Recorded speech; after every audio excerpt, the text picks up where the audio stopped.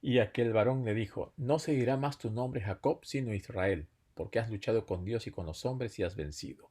Vemos la experiencia de Jacob, después de haber estado angustiado, haber estado en una dificultad tremenda, ahora supera esta angustia en la lucha con aquel varón y se va, pero con la seguridad de tener la bendición de Dios. Esto es algo que nos muestra a nosotros el amor y la misericordia de Dios para con sus hijos. Ese tiempo de angustia ahora se convierte en bendición para él y para todos los demás. Esta lucha de Jacob con Dios nos muestra algo tremendo que estaba sucediendo en el corazón de Jacob después de haber salido, después de haber estado tanto tiempo lejos. Ahora tiene la opción, el deseo de regresar con toda su familia a su tierra. Y él está con la incomodidad, la preocupación, el temor de que su hermano va a salir y querer matarlo. Así que él ora por su vida. Él dedica tiempo a la oración. Se le conoce a esto como un tiempo un tiempo de angustia terrible, tremendo. Ahora evoca la presencia divina. Él siente que un varón se le acerca y entonces, pensando que es un enemigo, comienza a luchar con él. Esta lucha es una lucha con Dios. Se da cuenta que está luchando con Dios. Por esto las palabras, no te dejaré si no me bendices, ¿no? Como dice Génesis 32:26. No te dejaré si no me bendices. El error que había inducido a Jacob al pecado de alcanzar la primogenitura por medio de un engaño, ahora le fue claramente manifestado, porque él no había confiado en las promesas de Dios, sino en querer hacer las cosas a su manera. Pero ahora, después de haber luchado con Dios, de haber pedido la bendición, ahora él recibe este claro mensaje. Tu nombre ya no será Jacob, sino será Israel, porque has luchado con Dios y con los hombres y has vencido. El ángel le dio esta buena nueva. Ahora él se va confiado de que Dios está con él. ¿Qué pasó luego? Él comienza a salir con su familia desde Peniel. Ahora él comienza a caminar hacia aquella tierra prometida. Ya habían pasado 20 años de la separación con su hermano, ¿no? Cuando él manda grupos de avanzada para poder ir preparando el corazón de su hermano Esaú. Cuando él está frente a él, dice la lección, dice la palabra de Dios, que se inclinó 7 veces, ¿no? Estas 7 veces que se inclina delante de él muestra las varias veces que él había estado también cometiendo estos errores. Y varias veces le llama mi Señor y se identifica a sí mismo como siervo, ¿no? Esas 7 veces las bendiciones que había recibido de su padre y ahora él se inclina como diciéndole, soy tu siervo. Pero a diferencia de lo que Jacob había pensado, la respuesta de Saúl fue completamente diferente. Saúl más bien corrió hacia su hermano y lo abrazó y lo besó y juntos lloraron. Más tarde Jacob le comentó a Esaú, he visto tu rostro como si hubieses visto el rostro de Dios. ¿Qué quiso decir con esta expresión? Lo que estaba queriendo decirle es que así como Dios le había mostrado el perdón y su gracia, ahora su hermano también le había mostrado el perdón y gracia, lo cual manifiesta de antemano lo que Dios había estado haciendo ya con Jacob, cómo lo había estado preparando para este encuentro. La experiencia de Jacob de recibir el perdón de Dios en Peniel, donde vio el rostro de Dios, se repite ahora en la experiencia con su hermano. Jacob había sido perdonado por Dios y por su hermano. Esta es una manifestación tremenda de la gracia de Dios. Y nosotros, de manera personal, tenemos que experimentar esta gracia también. Tenemos que reconocer que Dios es misericordioso, que Dios es grande para perdonar, pero tenemos nosotros que tener también nuestro encuentro con el Señor. Tenemos que acercarnos en ese momento personal, ver el rostro del Señor y decirle igualmente, no te dejaré hasta que no me bendigas, e irnos con la seguridad de que el Señor está manifestando su misericordia y manifestando su poder en nuestras vidas, porque el Señor siempre está dispuesto a ayudarnos y a darnos una nueva oportunidad. Ahora Jacob está en una tierra diferente, una tierra nueva, y ahora comienza a querer paz, ¿no? Aquí encontramos el término shalem, ¿no? Sano y salvo, que proviene de la palabra shalom, paz. Y él llegó sano y salvo hasta sus tierras después de todos estos años y tuvo que enfrentarse ahora a los desafíos de convivir con los cananeos, con las tierras que estaban pobladas por estos incrédulos. Génesis 34 nos muestra un acontecimiento muy triste, ¿verdad? Este pasaje en donde el sensual Siquem viola a Dina, aunque él se sentía enamorado y estuvo dispuesto a aceptar a las leyes de Dios y que lo circuncidaran. Esto marcó a la familia, creó un oprobio, una vergüenza, y allí estuvieron dos de los hermanos, Simeón y Leví.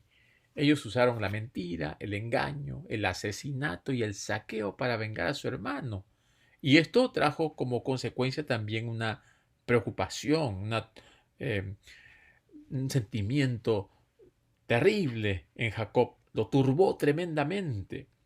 Y frente a lo que había sucedido con Dina, aunque Jacob no dijo nada, ahora, con lo que pasó a través de Simeón y Leví, él sí se enfurece y les llama la atención porque no quería tener conflicto con los pueblos aledaños, no quería tener problemas, él quería estar en paz y en tranquilidad, pero el abuso a Dina fue realmente una situación terrible en la cual él debería haber hecho algo y no permitir que los hijos llegaran a hacer justicia con sus propias manos. Sigamos analizando estos versículos de Génesis 34 hasta el 35, ahora donde nos habla de lo que hizo Jacob, ¿no? Porque inmediatamente después de la queja de Jacob de que su paz con los cananeos iba a ser afectada, entonces el Señor pues le dice que salgan de Siquén y que regresen a Betel. Y en este lugar pues habría de renovar su pacto, ¿no? El pacto que deberían tener con Dios. Y al salir de Siquén, el Señor le dice, tienen que despojarse de todos los ídolos. Y Jacob pide a su gente que se deshagan de sus ídolos cananeos. Le pide también a Raquel, ¿no? Esos ídolos familiares, esos ídolos que había traído de su pueblo y de sus tierras, tenían que deshacerse de ellos. Este era el primer paso para renovar el pacto. Esos figurines, esos diosesillos que querían ocupar el lugar del Todopoderoso, tenían que ser dejados de lado, tenían que ser eliminados del campamento, pero no solamente del campamento, sino también del corazón, porque muchas veces podemos despojarnos de aquellos ídolos materiales, pero todavía los podemos mantener en el corazón, podemos tenerlos en la mente, podemos estar pensando en ellos. Así que esta limpieza, ¿no?, que deberían hacerlo completamente. Debemos, por la gracia de Dios, purgar la idolatría de nuestro corazón. Debemos limpiar completamente nuestra vida de toda inmundicia, de toda impureza. Y de esta manera, pues, ser restaurados, ¿no? Los pueblos ya ahora tienen temor. Una vez que ellos han puesto a Dios en primer lugar, se han despojado de los ídolos, los pueblos que los rodean comienzan a tener temor. Ahora se restaura la unidad familiar y se confirma la bendición de Dios. Esa bendición que se manifiesta en dos aspectos. que significa fecundidad, transmisión de la simiente mesiánica y la creación de muchas naciones, porque esa era la promesa que ya venía desde Abraham e Isaac y ahora con Jacob, que hará una gran nación. Y en segundo lugar, esta bendición de Jacob apunta también a la tierra prometida, a aquel lugar donde van a ser llevados y donde recibirán la tierra por heredad. Esto es lo que el Señor está manifestándoles, y esto lo que viene como consecuencia de quitar todos esos ídolos, de quitar todas aquellas cosas que están siendo un estorbo en la relación con el Creador, con el Dios Todopoderoso. Y es lo mismo que el Señor quiere hoy en día también para con nosotros, que nos despojemos de todo tipo de idolatría, que podamos, con la ayuda de Dios, limpiar nuestros corazones y que podamos poner a Dios en primer lugar, que podamos buscarlo al Señor, y los ídolos modernos que hoy en día nos rodean deben ser dejados a un lado también. Reconocemos que es una lucha tremenda, pero solamente recibiremos poder de lo alto cuando haya purificación en nuestros corazones y tengamos la seguridad de que Dios es el que gobierna nuestras vidas, Dios es el que está en el corazón, y entonces nuestra proyección hacia la patria celestial, hacia la nueva Jerusalén, va a ser allanado el camino. Vamos a tener la seguridad de que Dios está acompañándonos y con nosotros. La lección también presenta luego una experiencia triste dentro de la vida familiar de Jacob. Y esto es la muerte de Raquel, ¿no? Allí en Génesis capítulo 35, desde el versículo 15 en adelante, y dice: y llamó Jacob el nombre de aquel lugar donde Dios había hablado con él, Betel. En el versículo 16 dice: después partieron de Betel, y había aún como media legua de tierra para llegar a Efrata, cuando dio a luz Raquel, y hubo trabajo en su parto. Y aconteció, como había trabajado en su parto, que le dijo a la partera: no temas, que también tendrás este hijo. Y aconteció que al salírsele el alma, pues murió, llamó su nombre Benoni, mas su padre lo llamó Benjamín. Así murió Raquel, y fue sepultada en el camino de Efrata, la cual es Belén.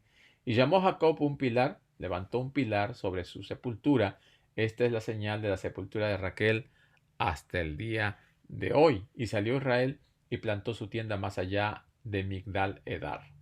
Aconteció que cuando moraba Israel en aquella tierra, fue Rubén y durmió con Bilhá, la concubina de su padre, la cual llegó a saber Israel. Ahora bien, los hijos de Israel fueron 12, los hijos de Lea: Rubén, el primogénito de Jacob; Simeón, Leví, Judá, Isaacar y Zabulón. Los hijos de Raquel: José y Benjamín. Los hijos de Bilhá, sierva de Raquel: Dan y Neftalí. Los hijos de Silpa, sierva de Lea: Gad y Aser. Estos fueron los hijos de Jacob que le nacieron en Padán Aram. Y después vino Jacob a Isaac su madre, a Mamre, a la ciudad de Arba, que es Hebrón, donde habitaron Abraham e Isaac. Y fueron los días de Isaac 180 años. Y exhaló Isaac el espíritu y murió, y fue recogido a su pueblo, viejo y lleno de días, y lo sepultaron Esaú y Jacob sus hijos. Tres experiencias que marcan tremendamente la vida de las familias. En primer lugar, nace Benjamín. Nace este niño que trae alegría al corazón de Jacob. Y también, al mismo tiempo, muere Raquel al dar a luz a este niño. Es un doble sentimiento, ¿verdad? Alguien llega al mundo y alguien se va del mundo. Benjamín, y la madre lo estaba llamando Benoni, ¿no? Que quiere decir dolor, ¿no? Pero ahora el padre le pone Benjamín. De esta manera, nosotros vemos que Benjamín llegó a ser el que traería la alegría, ¿no? Que sería hijo de la mano derecha, porque ponerle hijo de la tristeza iba a llevarle el recordar, ¿no?, a aquella mujer que amó tanto. Pero luego viene otra situación que también empaña esta relación familiar. Y es que Rubén, uno de los hijos de Jacob, se acuesta, se duerme con una de sus concubinas, ¿no? Bilhá, y también trae vergüenza y oprobio a la familia. A pesar de todos los problemas, de toda la disfunción, incluso de la maldad pura, como la de Rubén y Bilhá, la voluntad de Dios se cumplirá por intermedio de esta familia sin importar cuán caótica fuese realmente, porque Dios actúa en medio de las circunstancias en las cuales vivimos.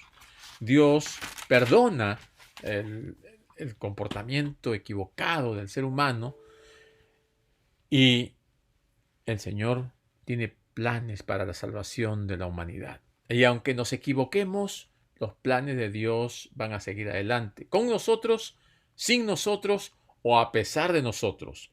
Pero Dios, en su infinita misericordia, en su infinito amor, en su infinito poder, tiene un grupo de personas que van a mantenerse fieles. Y también van a haber personas que se van a apartar del Señor, se van a alejar de Dios, le van a dar espalda a Dios. Pero ese grupo fiel, que el Señor lo considera como su remanente, ellos son los que se mantendrán firmes hasta el fin de los tiempos.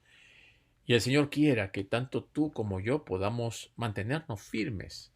Si es que el Señor nos llama al descanso, resucitaremos para vida eterna. Y si es que estamos vivos cuando llegue Jesús, podamos ser arrebatados en las nubes de los cielos y ser transformados en un abrir y cerrar de ojos. Pero los planes de Dios para que pueda predicarse el Evangelio y para que todos puedan alcanzar el conocimiento de la verdad, se va a llevar adelante porque así el Señor lo ha planificado. El Señor quiere que nosotros tengamos siempre presente que nuestros errores nos van a llevar en muchos casos a huir del problema, a huir de la situación en la que nos hemos metido. Pero allí donde nos hemos ido en nuestra huida, el Señor siempre nos va a estar buscando, porque el Señor quiere darnos salvación.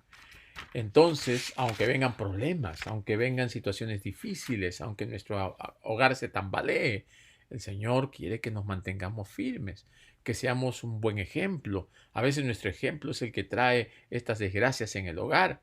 A veces a través de nuestro mal testimonio hacemos que nuestros hijos o nuestros amigos o familiares cometan errores porque están viendo en nosotros un mal ejemplo. Pero el Señor aún así nos ama y quiere que rectifiquemos esos malos actos, esas malas actitudes, ese mal ejemplo, para que podamos también rescatar a aquellos que se han estado apartando del camino. Pero tenemos que limpiar nuestras vidas, tenemos que hacer cambios, tenemos que purificar nuestros corazones, tenemos que dejar aquellas cosas que el enemigo está plantando como minas en el terreno para que pisemos y quedemos malheridos. El Señor abre nuestros ojos por medio del colirio del Espíritu Santo para que veamos todos esos engaños que hay en el camino. Y aunque en el trajinar, en el recorrer por el camino cristiano, tengamos malos momentos, tenemos que recordar que con el Señor podemos seguir adelante. Con el Señor podemos triunfar. Con el Señor podemos fortalecernos frente a las dificultades. Y vamos a ver las lecciones posteriores, ¿no? Que uno de los dolores que acarreaba Jacob era la desaparición de José. Y al venir Benjamín estaba consolando ese dolor que él estaba llevando por tantos años. Benjamín fue un alivio al corazón de Jacob. Y ahora la muerte de Raquel estaba trayendo también un dolor que tenía que él sobrellevarlo y cargarlo encima. Pero aún así Dios apoya, Dios ayuda, Dios fortalece. Hay una cita aquí en el libro El Patriarcas de Profeta, página 199, que dice: la experiencia de Jacob durante aquella noche de lucha y angustia representa la prueba que habrá de soportar el pueblo de Dios inmediatamente antes de la segunda venida de Cristo. De esta experiencia que vivió Jacob, de este momento que pasó lidiando, viendo cuál sería el resultado, si iba a ir bien o iba a ir mal o iba a morir. Esa angustia se toma aquí para ilustrar la angustia que pasarán los hijos de Dios antes de la segunda venida de Cristo. Tendremos que pasar una angustia así también, una lucha espiritual.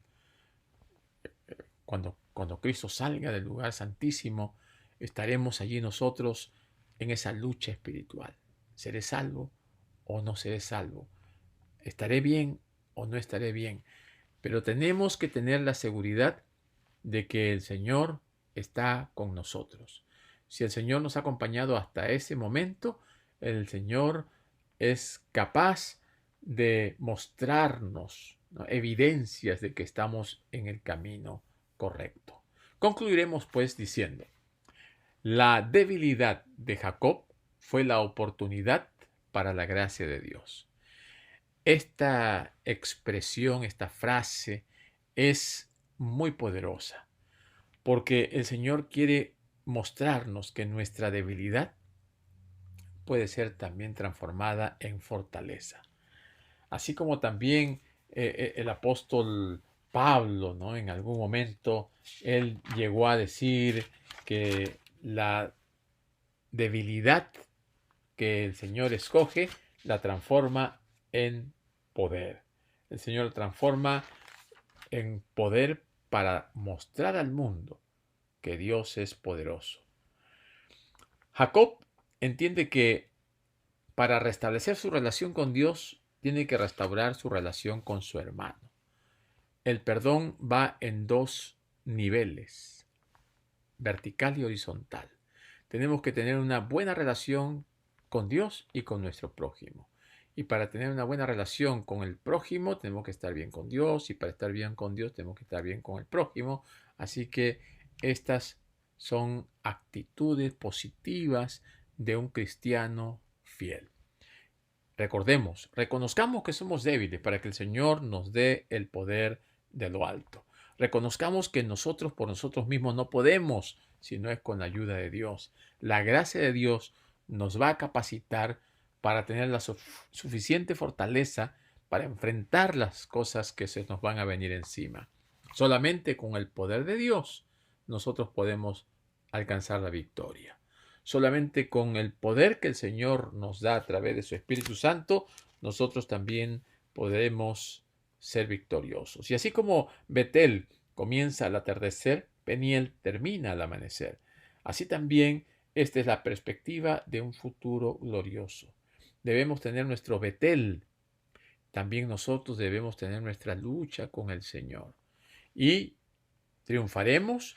Sí, cuando estamos unidos al Señor. A pesar de todo lo que sucede, las Escrituras relatan la historia de los patriarcas y su familia para mostrarnos que Dios es fiel en cumplir lo que prometió y que lo hará a pesar de que a veces, al parecer, su pueblo haga todo lo imposible para impedir ese cumplimiento. En otras palabras, las cosas que suceden con los patriarcas, ¿no?, muestra que son seres humanos, que tienen errores.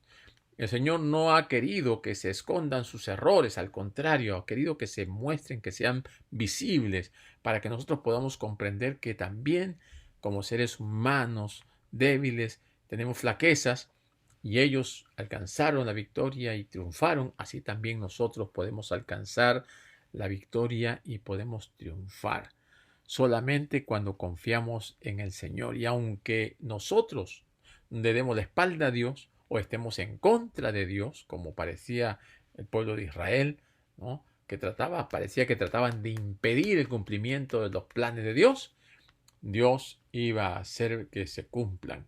Dios quiere que los hombres y mujeres que han caído en pecado se salven, y el Señor está trabajando arduamente por la salvación de todos aquellos que acepten a Jesucristo como su Salvador personal. Tenemos que tener poder de lo alto. Tenemos que tener decisión. Tenemos que tener fuerza de voluntad. Pero también tenemos que tener la suficiente humildad para reconocer que tenemos deficiencias y que esas deficiencias pueden ser fortalecidas con la ayuda de Dios. Despojémonos de todo aquello que sea un estorbo, de todos aquellos ídolos que puedan estar enluciendo nuestras vidas de una manera ilusoria, cuando en realidad es el Señor el que debe ser exaltado y glorificado, y la gracia de Dios en nosotros la que nos ayude a alcanzar el éxito y alcanzar la victoria. Que el Señor nos acompañe y que nos bendiga y que sigamos estudiando su palabra y aprendiendo cada día más de Él. Es mi deseo en esta oportunidad.